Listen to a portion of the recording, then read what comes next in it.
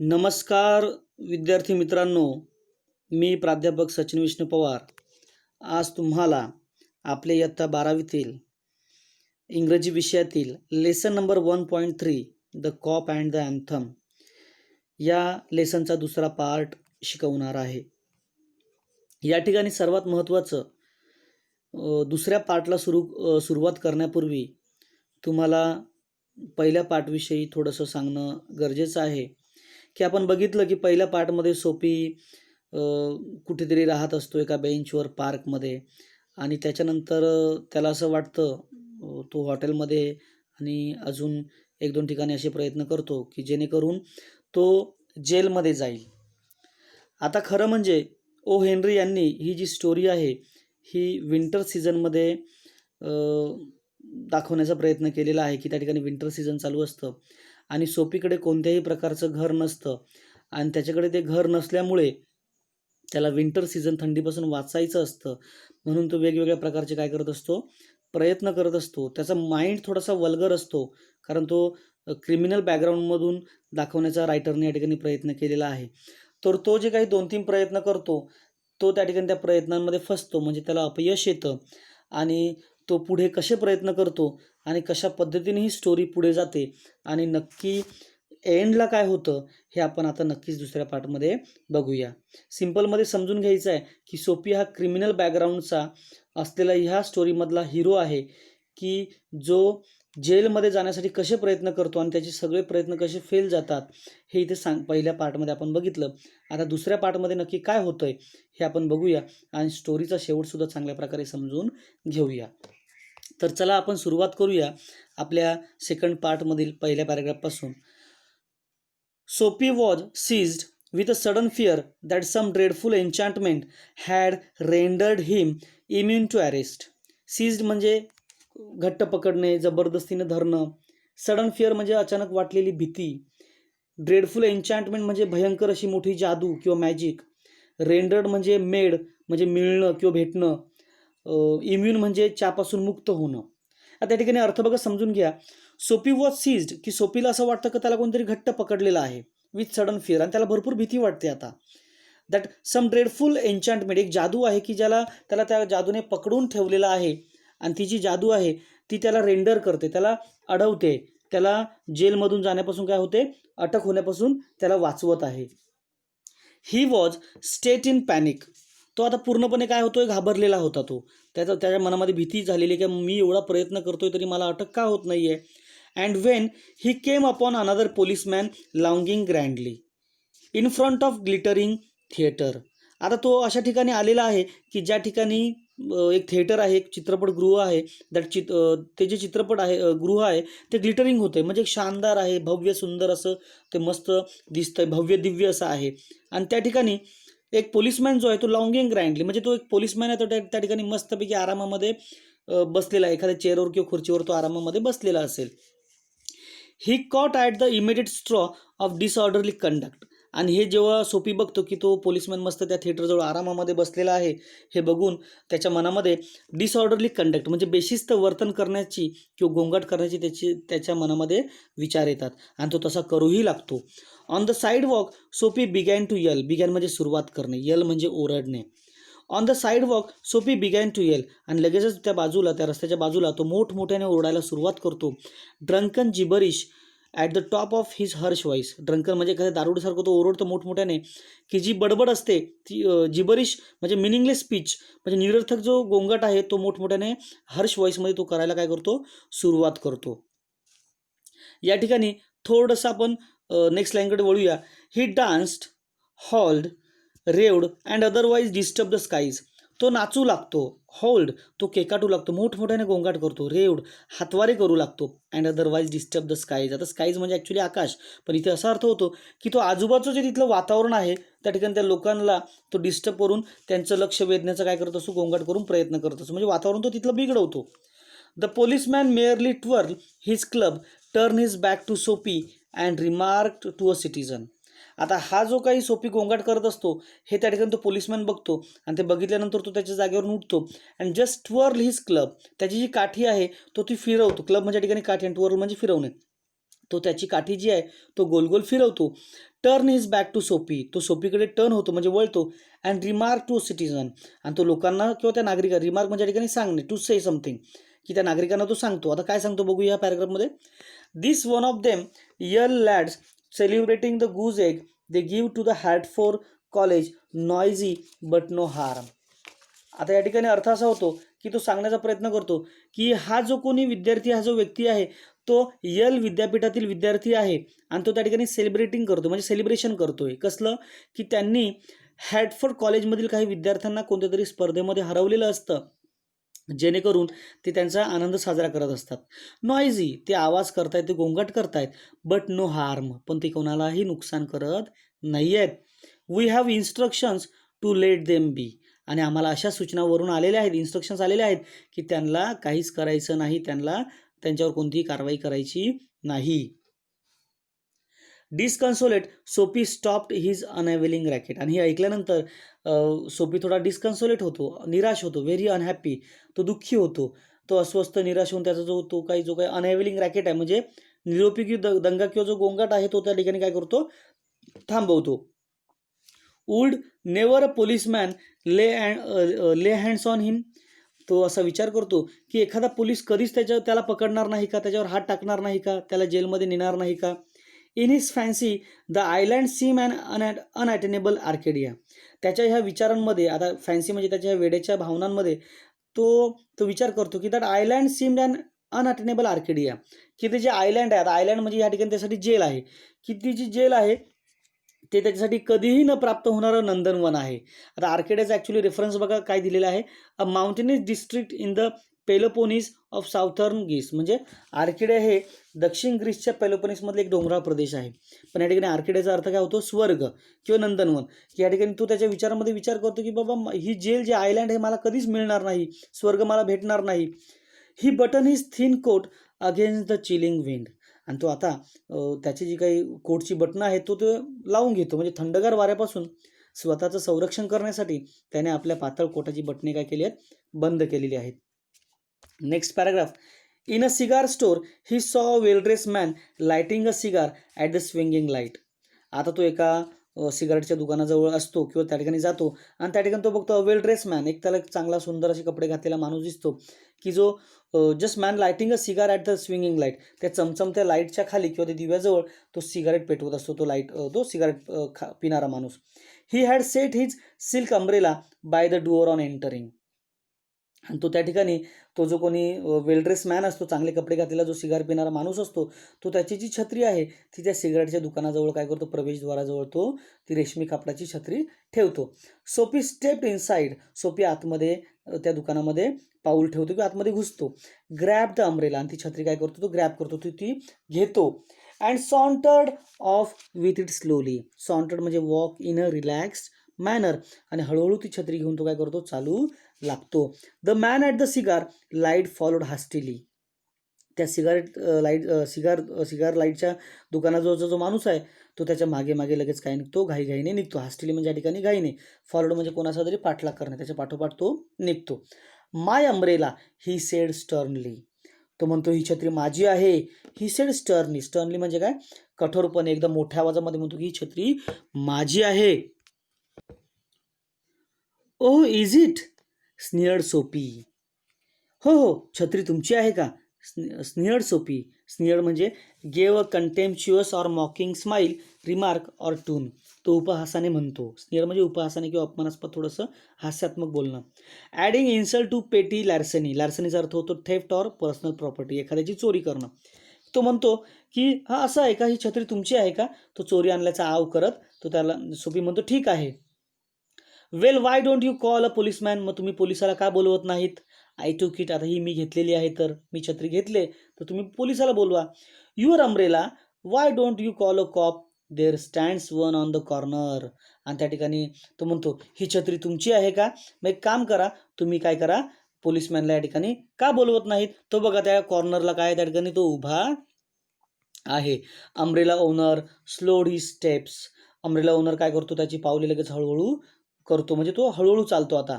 सोपी did like wise, सोपी सुद्धा त्याची पावले हळूहळू करतो. With a premonition that luck would again run against him. Premonition म्हणजे या ठिकाणी शंका, डाऊट. आता सोपीला स्वतःवरच संशय येतोय की त्याचा जो लक आहे, त्याचं जे नशीब आहे, त्याला परत त्याच्या विरुद्ध अगेन रन्स म्हणजे त्याच्या विरुद्ध ते चालणार. म्हणजे आता सोपीला काय इच्छा आहे, that Soapy wanted to go into the jail for saving him from winter season और फ्रॉम दॅट कोल्ड सीझन, की त्या थंडीपासून त्याला वाचवायचं असतं म्हणून तो वेगवेगळे प्रयत्न करतो जेलमध्ये जाण्याचे. पण त्याला आता त्याचं नशीब परत काय करणार असतं, त्याच्या विरोधात चालतं किंवा त्याला ते धोका देणार असतं. The policeman eyed at the two curiously. तो जो पोलीस आहे तिथे बसलेला जो असतो किंवा त्या ठिकाणी तो उभा असतो, तो त्या दोघांकडे म्हणजे पोलिसमॅन आणि त्या वेल ड्रेसमॅन म्हणजे छत्रीवाल्याकडे एकदम असं असं एकदम संशयाने किंवा चौकसपणे क्युरियसली बघत असतो. Of course said the umbrella man. हो, अर्थातच तो छत्रीचा मालक त्या ठिकाणी तो म्हणतो. Well you know how this mistakes occur if it's your umbrella. जर ही छत्री जर तुमची असेल तर तुम्हालाच ती ठेवा, तुम्हालाच घ्या, कारण तुम्हाला माहिती आहे अशा चुका कधी कधी आपल्याकडून घडत असतात. असा तो त्याला मुद्दाम, ॲक्च्युली म्हणजे ती छत्री अम्ब्रेला मॅनची पण नसते, त्याने कुठून तरी ती उचललेली असते. I hope you will excuse me. मला अपेक्षा आहे, मला अशी आशा आहे की तुम्ही मला माफ कराल. I pick it up this morning in a restaurant. आज सकाळीच मी ते एका हॉटेलमधून किंवा रेस्टॉरंटमधून काय केलेली होती, उचललेली होती. इफ यू रिकग्नाइज म्हणजे आयडेंटिफाय. तुम्ही जर ही ओळखलेली असेल, तुमची छत्री आहे, as it yours or it as yours, why I hope you will. मी का बरं अपेक्षा ठेवू की ह्या छत्रीसाठी का ही माझी छत्री आहे असं वगैरे. एक काम करा, ही छत्री तुम्हाला घेऊन टाका, याच्यावर मला कोणत्याही प्रकारचं वाद किंवा भांडण करायचं नाही आहे, असं तो त्या ठिकाणी म्हणतो. ऑफकोर्स इट्स माइन, सेड सोपी सॅवेजली. हो, ही माझीच आहे. ऑफकोर्स, अर्थातच, नक्कीच ही माझी आहे. सोपी सॅवेजली, अँग्रीली, रागाने असं म्हणतो. The x umbrella man retreated. आणि लगेचच असं सोपीने म्हटल्यानंतर तो जो कोणी अम्ब्रेला मॅन आहे तो लगेचच काय करतो, माघार घेतो, तो काहीच बोलत नाही. The policeman hurried to assist a tall blonde in an opera cloak across the street. आता पोलिसमॅन थोडीशी हरीड करतो, घाई करतो. ॲसिस्ट म्हणजे हेल्प करणे. एक टॉल ब्लॉन्डे म्हणजे चांगला रुबाबदार कपडे घातलेला, उंच पिवळे केस असणारा एक व्यक्ती असतो. ओपेरा क्लॉक चे कपडे म्हणजे एक प्रकारची डिझाईन असते त्या कपड्यांची, की तो एक व्यक्ती असतो त्या स्ट्रीटवर, त्या रस्त्यावर तो असतो. तर पोलिसमॅन असिस्ट म्हणजे त्याला मदत करायला त्या ठिकाणी जातो. A street car that was approaching 2 blocks away.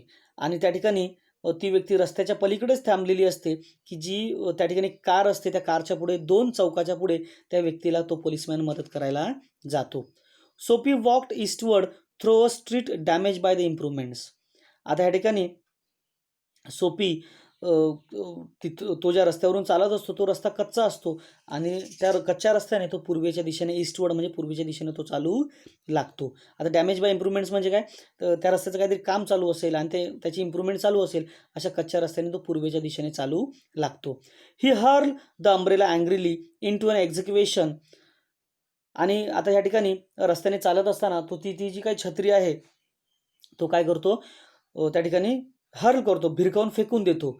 In to an execution, त्या खड्ड्यामध्ये फेकतो. He muttered against the man who wear helmets and carry clubs. आता त्या रस्त्याने चालताना ती छत्री तो हर्ल करतो, फेकून देतो खड्ड्यामध्ये.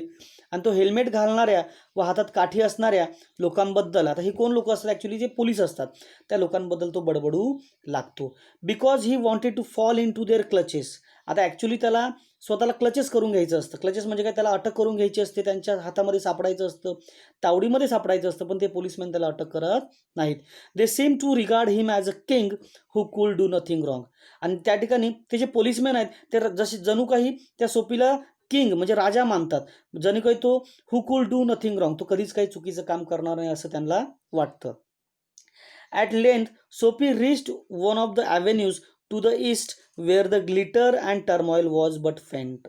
आता सिंपलमध्ये अर्थ याचा समजून घ्या की काही वेळामध्येच सोपी पूर्वेकडे जाणाऱ्या एका रस्त्याजवळ पोहोचतो. तेथे तो जो काही शहराचा झगमगाट आहे आणि जो काही गोंधळ आहे तो कमी झालेला असतो. म्हणजे झगमगाट असतो म्हणजे शहर चांगल्या प्रकारे लाईटिंगनी चमकत असेल, चांगल्या प्रकारे लाईटिंग असेल, पण त्या ठिकाणी कोणत्याही प्रकारचा टर्मॉईल म्हणजे काय, कोणत्याही प्रकारचा डिस्टर्बन्स नसतो आणि पूर्णपणे फेंट म्हणजे सायलेन्सनेस त्या ठिकाणी पसरलेला असतो. He dragged himself towards Madison Square for the homing instinct. आता ह्या ठिकाणी जस्ट आपल्या लक्षात येतंय की कशा पद्धतीने सोपी प्रयत्न करतोय आणि तो आता कुठे पोहोचलेला आहे बघू आपण.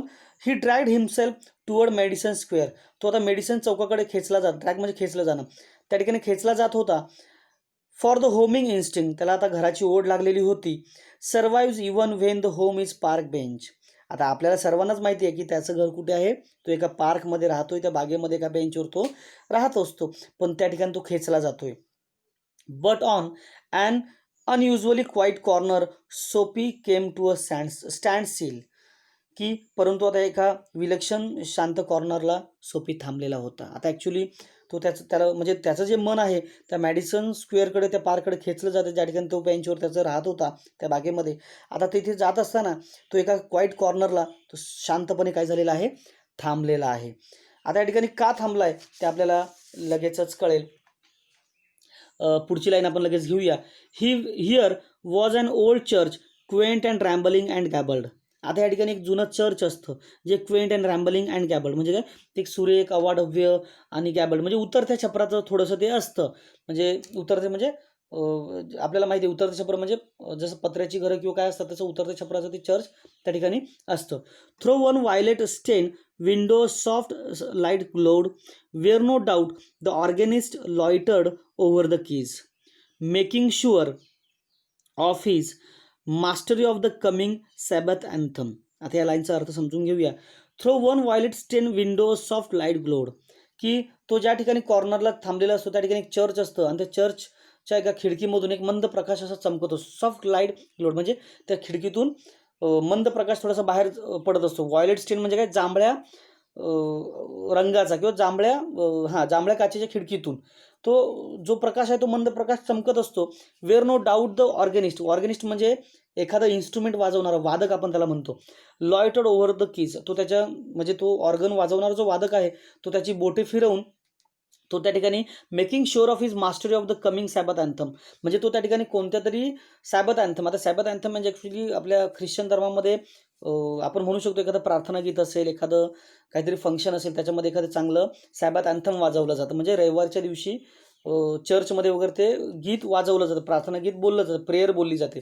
तर त्यासाठी तो प्रॅक्टिस करत असतो आणि तो शुअर करून घेतो की मला चांगल्या प्रकारे करता येते का नाही. म्हणजे अशा प्रकारे तो त्या ठिकाणी काय करतो, एक violet stain window a soft light glowed म्हणजे त्या चर्चमध्ये जांभळ्या रंगाच्या असणाऱ्या खिडकीतून एक मंद प्रकाश चमकत असून त्या ठिकाणी पेटी वादक जो आहे तो त्याच्या हाताने किंवा बोटाने मस्तपैकी सराव करत असतो ते त्याच्याकडे जे काही इन्स्ट्रुमेंट असेल त्याच्यावर, कारण तो प्रॅक्टिस करत असतो.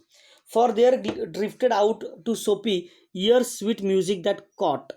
आता तो जो काही त्या ठिकाणी ऑर्गॅनिस्ट आहे, तो जो वाजवणार आहे, तो जे काही म्युझिक वाजवत असतो ते जे काही म्युझिक आहे, सुंदर संगीत आहे, ते सोपीच्या कानावर काय होतं, पडतं. अँड हेल्ड हिम ट्रान्सफिक्स म्हणजे एकाच ठिकाणी खिळवून धरणं किंवा थांबून धरणं. आणि ज्यावेळेस तो ते म्युझिक ऐकतो, ते जे काही संगीत ऐकतो, and held him transfixed against the convolutions of the iron fence. आणि त्या ठिकाणी ते तारेचं कुंपण असतं त्या चर्चजवळ, त्या ठिकाणी ते म्युझिक ऐकल्यानंतर त्याला तिथून जाऊशी वाटत नाही, तो तिथून खिळून राहतो, तिथून थांबून राहतो. आता या ठिकाणी कॉन्व्होल्युशन्स म्हणजे एखाद्या गोष्टीमध्ये गुंग होऊन जाणं. आता ते म्युझिक ऐकल्यानंतर तो त्या ठिकाणी मंत्रमुग्ध होऊन जातो, कॉइल्स होतो, ट्विस्ट होतो, म्हणजे त्या ठिकाणी तो मंत्रमुग्ध होऊन जातो त्या गोष्टी ते संगीत ऐकण्यामध्ये. The moon was above full and radiant vehicles and pedestrians were few. आता या ठिकाणी चंद्र हा डोक्यावर असतो, डोक्यावर म्हणजे की त्या ठिकाणी पौर्णिमेचा प्रकाशमान तेजस्वी चंद्र हा डोक्यावर आलेला असतो, म्हणजे पूर्णपणे चंद्राचा उजेड असतो. Vehicles and pedestrians were few, वाहनं आणि रस्त्यावरून चालणारी जी काही लोकं आहेत ते एकदम कमी असतात. आता या ठिकाणी पेडेस्ट्रियनचा अर्थ ॲक्च्युली रस्त्यावरून चालणारी लोकं, म्हणजे त्याला मराठीमध्ये शुद्ध शब्द आहे पादचारी, की लोक कमी चालत असतात. Sparrows twitter sleepily in the eaves or little while the scene might have been country churchyard. आता त्या ठिकाणी काही छतांवर चिमण्यांचा चिवचिवाट चालू असतो आणि क्षणभर ते दृश्य ग्रामीण भागातील एखाद्या छोट्याशा म्हणजे त्या दृश्यासारखं वाटत असतं. पण ते खरं म्हणजे काय असतं की ते एक न्यूयॉर्कमधील चर्च असतं की त्या छतावर त्याच्या चिमण्या त्या चिवचिवाट करत असतात आणि त्या चर्चच्या आजूबाजूला जो रस्ता आहे तिथे लोकांचं आणि वाहनांचं जे काही एजा आहे ती कमी झालेली असते. And the anthem that the organist played cemented Soapy to the iron fence. आता ठिकाणी आपण अर्थ समजून घेऊया की And the anthem that the organist played cemented Sophie to the iron fence, for he had known it well in the days when his life contained such a things as mothers and roses and ambitions and friends and immaculate thoughts and colors. आता या ठिकाणी अर्थ असा होतो याचा की ते जे काही प्रार्थना गीत आहे, जे अँथम आहे, त्या ठिकाणी ते जेव्हा त्याचं जी काही प्रॅक्टिस चालू असते का त्या ऑर्गनिस्टकडून, त्यावेळेस तो जो वादक आहे, त्या वादकाच्या संगीताने किंवा त्या म्युझिकने सोपीला त्या आयरन फेन्स म्हणजे ते ताऱ्याच्या कुंपणाजवळ खिळवून ठेवलं, कारण ते संगीत त्याला एवढं आवडलं की तो ते ऐकत तिथेच राहिला. आणि ते ऐकताना when he was listening that music, ज्यावेळेस ते तो गाणं ऐकत होता आणि त्यावेळेस त्याला just he had non it well in the days, त्याला काही त्याच्या आयुष्यातले मागील क्षण आठवत होते. When his life content such things, आणि आज त्याच्या आयुष्यामध्ये काही आनंदाच्या अशा गोष्टी होत्या जणू जशा काही ॲज अ मदर्स, त्याची आई त्याला आठवते. अँड रोजेस, त्याला गुलाबाची फुलं, त्या ठिकाणी गुलाबाची फुलं नाही, त्याच्या आयुष्यामध्ये असलेले आनंदाचे क्षण आहेत त्याला ते आठवत असतात.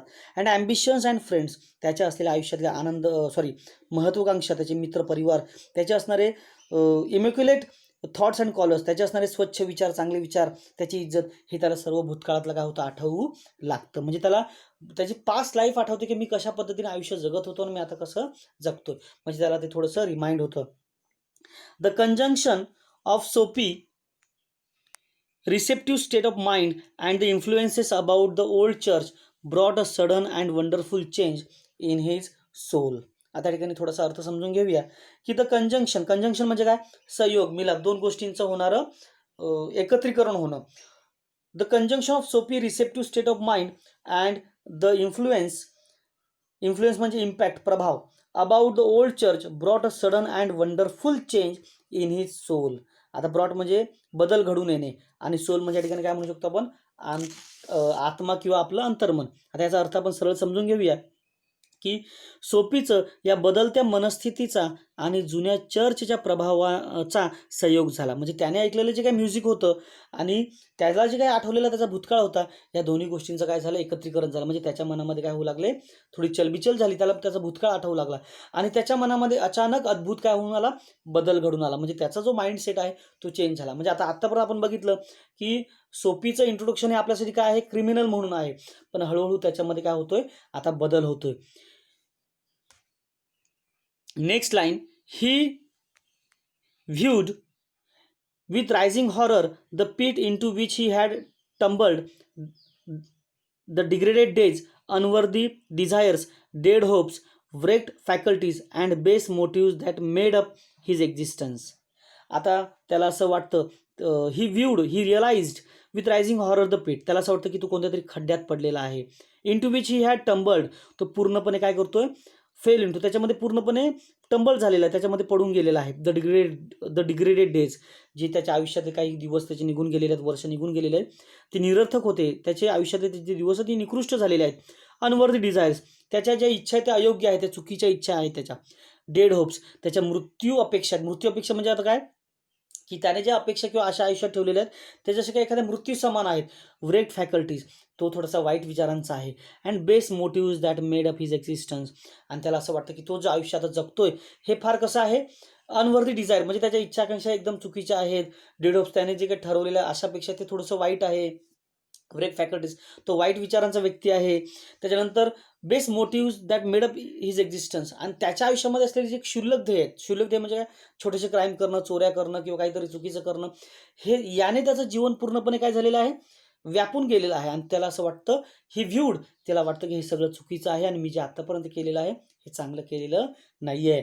And also in a moment his heart responded thrillingly to this strange mood. आता मुवमेंट म्हणजे आता असा क्षण येतो की त्याचं मन त्याला सांगतंय, त्याची मानसिकता त्याला प्रतिसाद देते वेगळ्या पद्धतीने, थ्रिलिंगली, जोरदारपणे त्याचं मन त्याला, आतलं मन त्याला वेगळं काहीतरी सांगण्याचा प्रयत्न करते.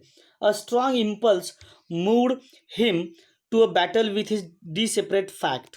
आता ठिकाणी अर्थ आपण समजून घेऊया. अ स्ट्रॉंग इम्पल्स म्हणजे जोरदार अशी प्रेरणा, त्याची भावना त्याच्या मनामध्ये आहे की आता त्याच्या हिम टू बॅटल विथ हिज डिसेपरेट म्हणजे काय, निराश झालेलं किंवा थोडं चुकीचं असणारं, की त्याची जी मनस्थिती आहे, आता त्याच्या विरुद्ध लढण्यास काय झालेली आहे आता तयार झालेली आहे. बॅटल म्हणजे या ठिकाणी युद्ध करणं किंवा लढणं. म्हणजे आता त्याच्या मनामध्ये जे काही चुकीच्या गोष्टी होत्या किंवा काय होतं, आता त्याच्या मनामध्ये काय just he wanted to become a now good person. त्याला चांगला माणूस बनायचं होतं आणि त्याच्यातल्या ज्या काही वाईट गोष्टी आहेत त्याला आता काय करायच्या होत्या, नष्ट करायच्या होत्या आणि त्याच्या विरुद्ध तो आता लढण्यास काय झालेला होता, तयार झालेला होता. Next line, he would pull himself out of the mire. आता त्याला त्याच्या दलदलीतून, मायर म्हणजे ह्या खड्ड्यातून, चुकीच्या गोष्टींमधून त्याला स्वतःला पुल हिमसेल्फ, स्वतःला बाहेर काढायचं होतं. And would make him a man of himself again. आणि त्याला परत काय make a man of himself again, त्याला स्वतःला पुन्हा माणूस म्हणून जगायचं होतं. त्याला माणूस म्हणून तो आता जगणार होता. एक चांगल्या माणसाचं आयुष्य तो जगणार होता. He would conquer the evil that had enslave him. तो त्या वाईट प्रवृत्तींना किंवा दुष्ट प्रवृत्तींना हरवणार होता. म्हणजे तो आता जिंकणार होता. कॉन्करचा अर्थ इथे जिंकणे किंवा एखाद्याला हरवणं. एव्हिल म्हणजे दुष्ट, वाईट विचार, बॅड थॉट्स, की त्या दुष्ट प्रवृत्तींना तो आता हरवणार होता. हॅड एन्स्लेव हिम, आणि ज्याने त्याला गुलाम बनवलेलं होतं, ज्या वाईट विचारांनी त्याला गुलाम बनवलेलं होतं, त्या सगळ्या गोष्टी तो काय करणार होता, आता सोडणार होता. There was a time he was young eight. अजूनही तो काय होता, देर वॉज अ टाइम, तो अजूनही अजूनही त्याच्याकडे वेळ होती. He was a young eight, अजून तो तरुण होता. ही वुड रिसरेक्ट म्हणजे काय, रिस्टोर टू लाईफ. त्याचं जे काय आयुष्य आहे, जे त्याने आतापर्यंत घालवलेलं आहे, तो पूर्ण रिसरेक्ट म्हणजे त्याला पूर्ण पूर्वपदावर आणणार होता. His old eager ambitions and pursue them without faltering. आता त्याच्या ज्या इगर ॲम्बिशन्स म्हणजे इच्छा आकांक्षा आहेत, ओल्ड इगर ॲम्बिशन्स म्हणजे काय, जुन्या इच्छा आकांक्षा ज्या आहेत त्या तो आता पुन्हा प्राप्त करणार होता. अँड परश्यू म्हणजे परश्यू पाठला करणे, मिळवणे. देम विदाऊट फॅल्टरिंग म्हणजे काय, न घाबरता, न घाबरता, न डरता तो त्याच्या पूर्ण इच्छा आकांक्षा आता पूर्ण करणार होता किंवा त्यांचा पाठलाग करणार होता. The solemn but sweet organs notes had set up a revolution in him. आता या ठिकाणी सोलेमनचा अर्थ समजून घ्या पहिला. सोलेमन म्हणजे प्युअर किंवा तुम्ही सांगू शकता पवित्र. The solemn but sweet organ, ते जे असणारं जे काही चर्चमधील त्याने पवित्र किंवा मधुर जे काही संगीत किंवा स्वर त्याने ऐकलेलं होतं, it's that had setup a revolution in हिम. त्याच्या मनामध्ये काय घडून आणलेली होती, क्रांती घडवून आणलेली होती. तर क्रांती म्हणजे क्रांती नव्हे, की त्याच्या मनामध्ये, त्याच्या विचारांमध्ये आता बदल झालेला होता. त्याचा जो क्रिमिनल माइंड होता तो एका चांगल्या व्यक्तीमध्ये काय होत होता, त्याचा बदल घडून येत होता.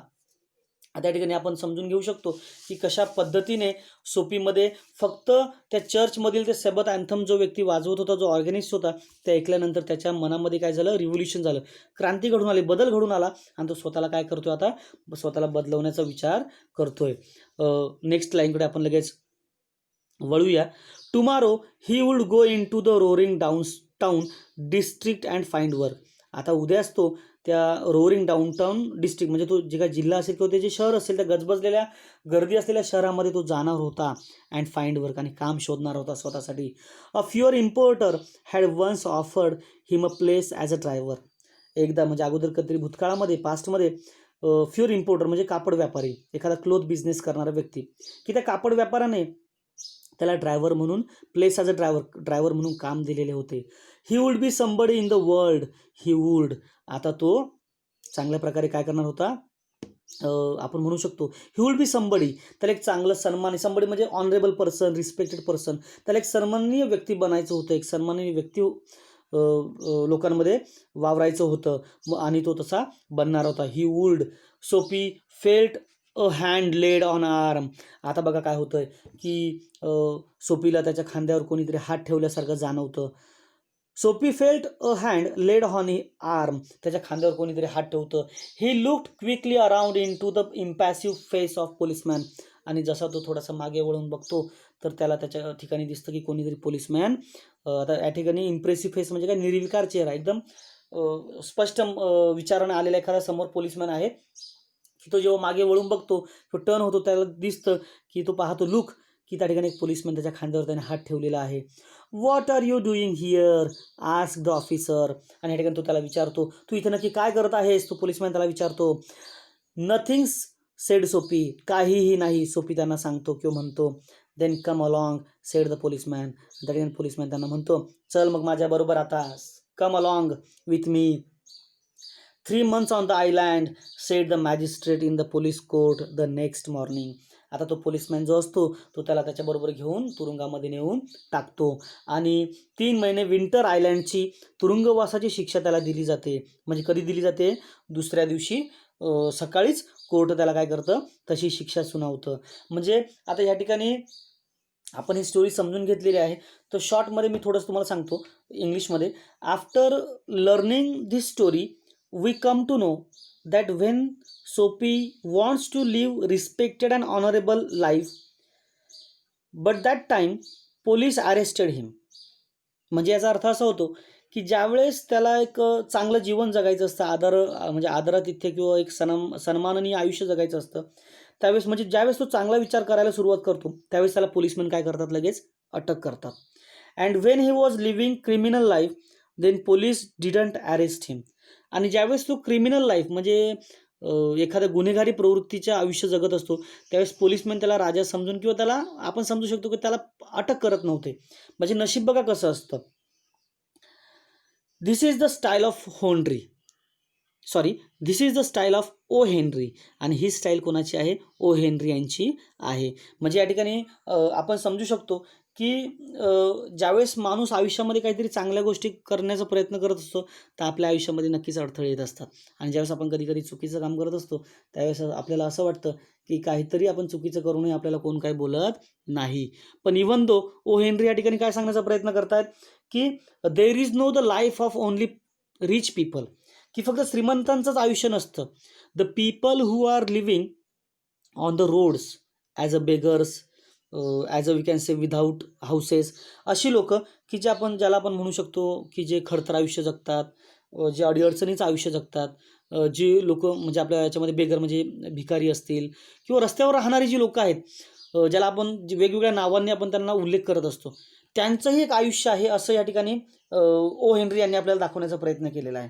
पण ज्यावेळेस ही स्टोरी संपते त्यावेळेस आपल्याला कळतं की सुरुवातीपासून आपल्या मनामध्ये सोपीविषयीची एक भावना जागृत होते की सोपी हा थोडासा क्रिमिनल आहे किंवा तो वेगवेगळ्या क्रिमिनल ॲक्टिव्हिटीज करतो आणि स्वतःला अटक करून घेण्याचा प्रयत्न करतो. पण त्यावेळेस त्याला काहीच होत नाही. पण ज्यावेळेस त्याचं मन बदलतं, त्या चर्चमधील ऐकलेलं म्युझिक असतं त्या ऑर्गन्सने वाजवलेलं, तर त्याच्या मनामध्ये चेंज होतो आणि तो एक सन्माननीय व्यक्ती बनण्याचा प्रयत्न करतो आणि त्या ठिकाणी लगेचच त्याला काय होते? अटक होते. म्हणजे ह्या ठिकाणी लेखक आपल्याला सांगतायत की किंवा आपण हे समजून घ्यायचं आहे की स्टार्टिंगला आपण सोपीला थोडंसं रॉंग पर्सन समजतो, पण जेव्हा एंडिंगला येतं त्यावेळेस सोपी चांगला होतो आणि तिथे अटक होते. तर एक रीडर म्हणून, एक वाचक म्हणून आपल्याला असं फील होतं की ही कोणती विडंबना आहे की माणूस जेव्हा चांगलं करायला सुरुवात करतं त्यावेळेस त्याच्या आयुष्यामध्ये काय येतात? अडचणी येतात. आणि हीच जी काही भाषाशैली आहे किंवा ही जी लिहिण्याची पद्धत आहे ही ओ हेनरी यांची इंग्लिश लिटरेचरमधली सर्वात सुंदर अशी